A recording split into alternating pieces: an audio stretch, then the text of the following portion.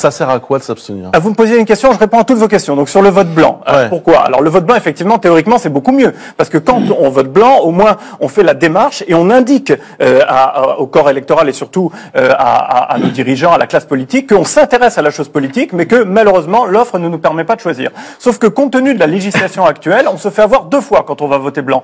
La première, c'est que le vote blanc n'est pas comptabilisé dans les suffrages exprimés. Il y a eu une avancée récente, une proposition de loi centriste. C'est un petit pas, c'est-à-dire que maintenant le vote blanc est séparé des votes du vote nul.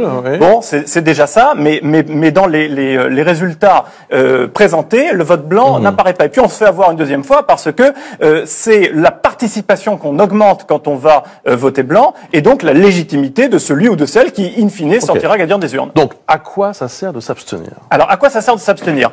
Deux réponses à ça. La première, c'est que en tant que citoyen, je ne vois plus aucune raison de voter. La seconde, c'est que je vois en revanche des raisons de s'abstenir. Pourquoi je vois plus aucune raison de voter? Tout simplement parce que une grande partie du pouvoir est détenue par des autorités qui ne sont pas élues, et qu'en plus les élus sont placés dans une situation impossible où ils ne peuvent pas prendre les décisions qui s'imposent aujourd'hui. Maintenant, précisément votre question, à quoi ça sert de ne pas voter?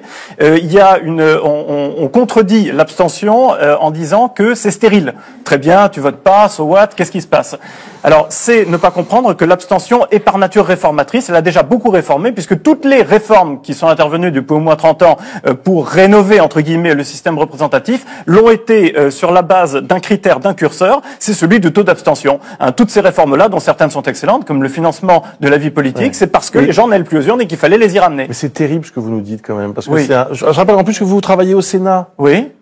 Les sénateurs, ils servent à rien. Les députés, ils servent à rien. Alors ça, alors évidemment, vous cherchez à me faire avoir des problèmes avec mes employeurs, mais pas du tout, parce que mon propos est beaucoup plus général. Non, mais c'est un aveu d'échec, je trouve, terrible que vous dressez. Non, pas du tout. C'est un constat, une simple analyse du système représentatif en prenant de la hauteur dans son ensemble.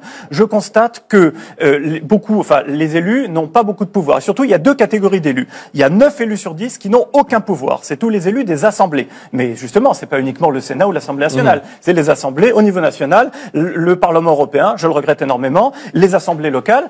Tous ces élus-là, 9 élus sur 10, pour lesquels on vote, n'ont absolument aucun pouvoir. Pourquoi vous dites ça, qu'ils n'ont aucun pouvoir? Parce que ils votent des lois, tous.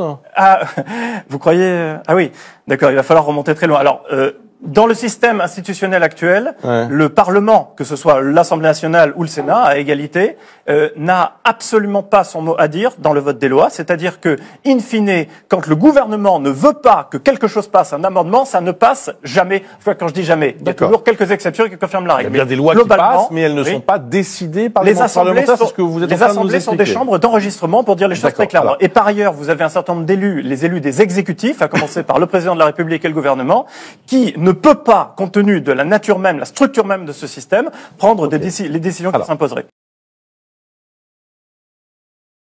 Time for a reboot.